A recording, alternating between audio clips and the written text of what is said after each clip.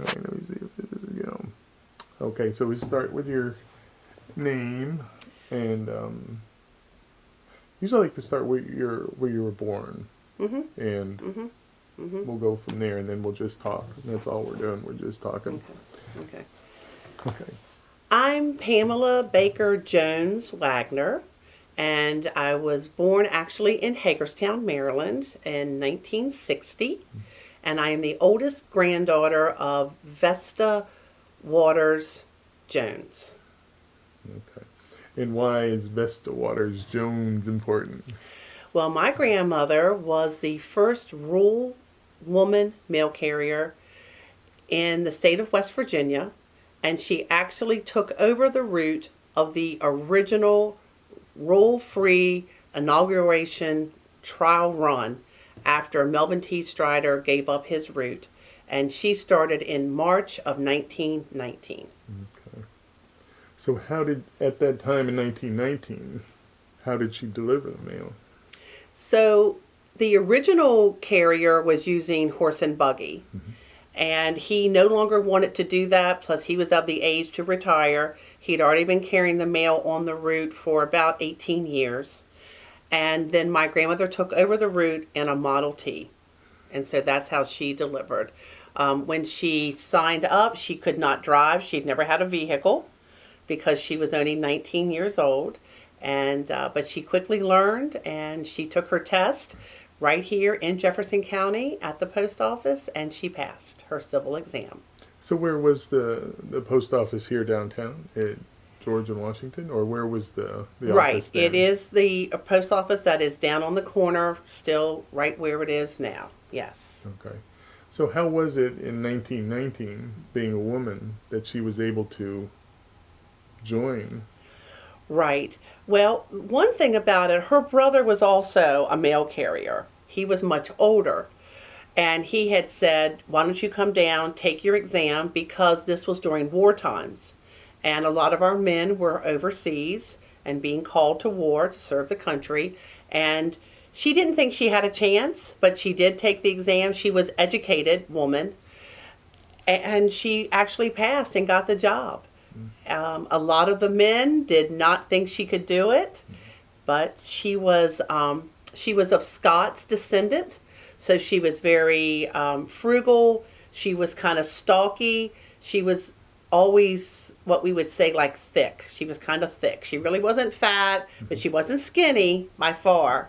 And she was a hard worker, and she was able to do the job that the men were doing, actually. And she quickly became friends with everyone on her route.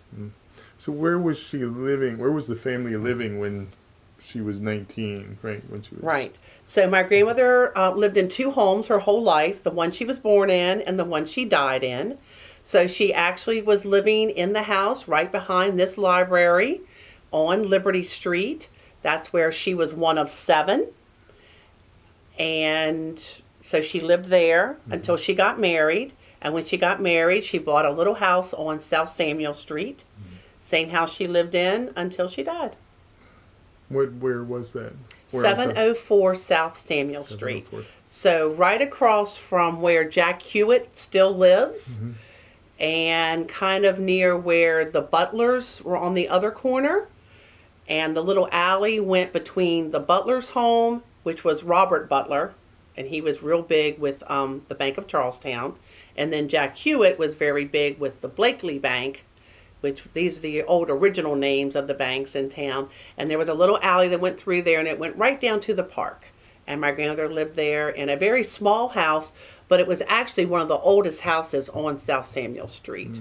Is that house still there? Still there. Wow. Yes. So people actually live in that house now? Yes.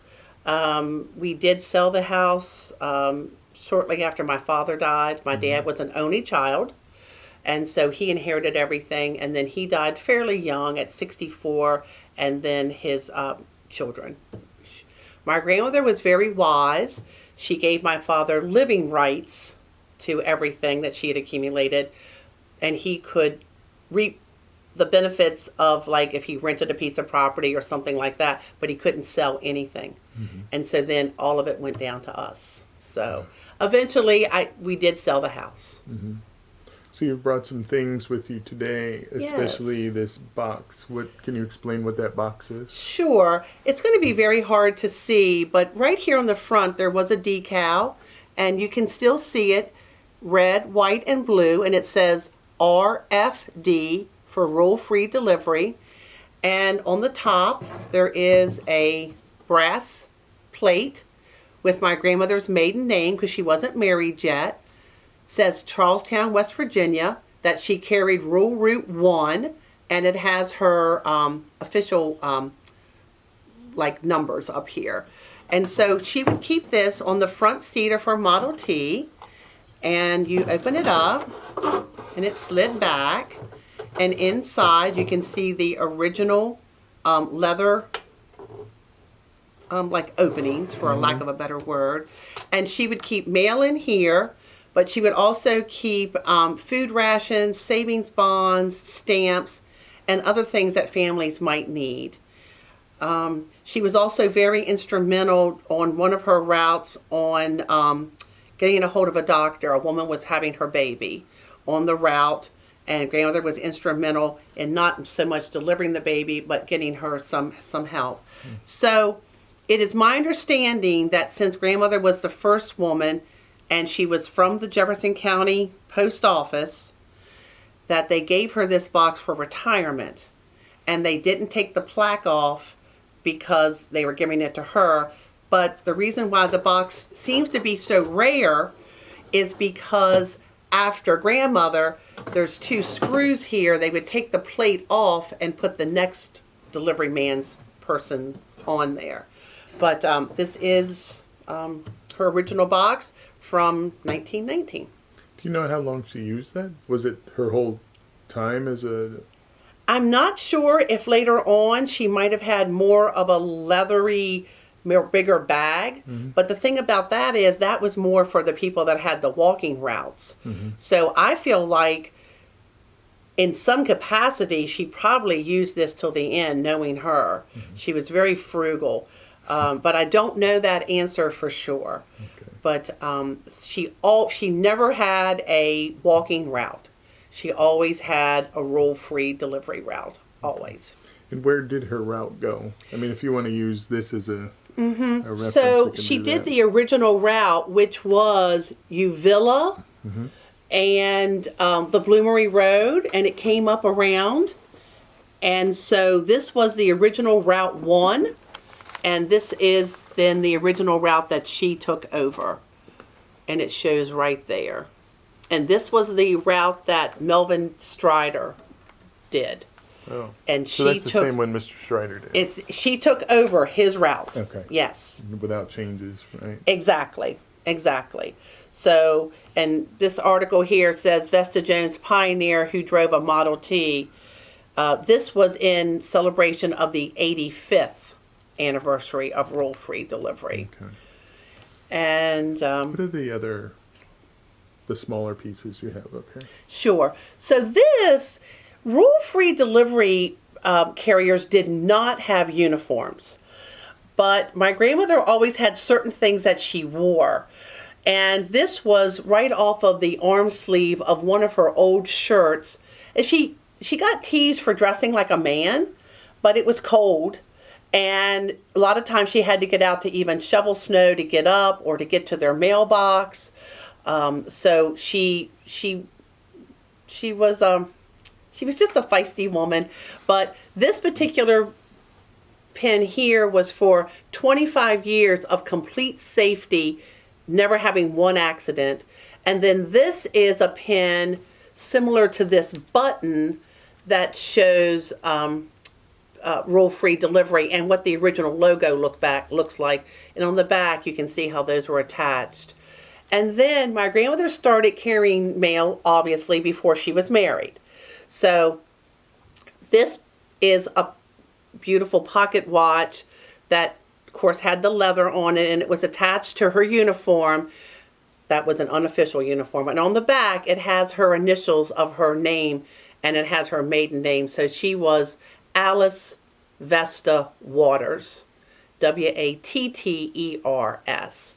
And she was her family was from Scotland. And so my grandmother carried that with her the whole time. She was proud.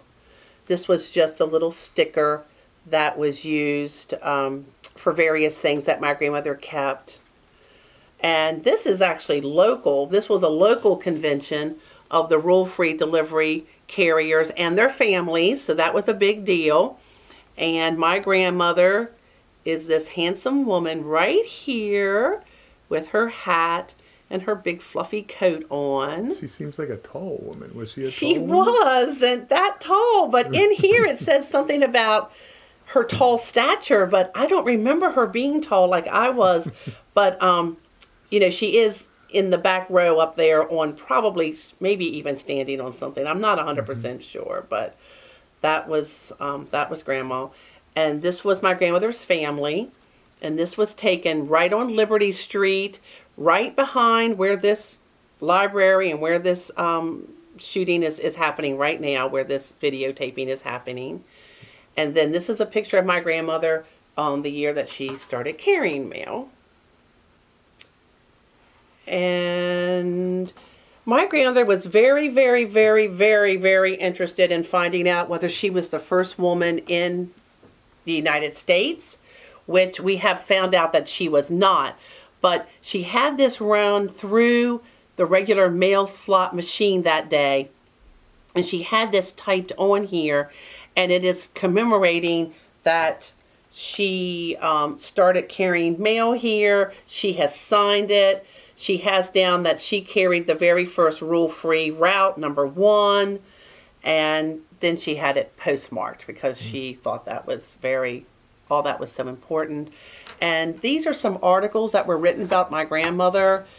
This one was very interesting, and it was actually in 1981, and it was the National Rural Letter Carriers magazine. And almost the whole article in here is on Grandma. This was also the 85th, and it collided with this article that was in the 85th.